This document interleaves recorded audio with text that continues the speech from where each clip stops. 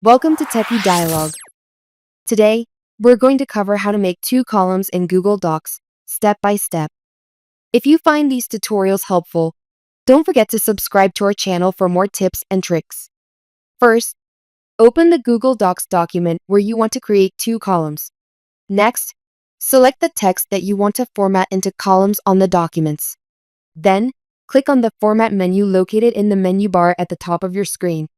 In the Format menu, hover over the Columns option to reveal additional settings. From there, click on the icon for 2 columns, which is positioned in the middle of the column options. Once you select this, the text you highlighted will be divided into 2 columns. The columns will follow a newspaper-style format. This means the left column will fill up first with text, and once it reaches the bottom of the page, the right column will start to fill.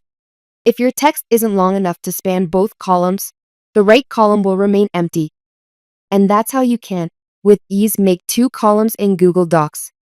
Thanks for watching and see you in the next video.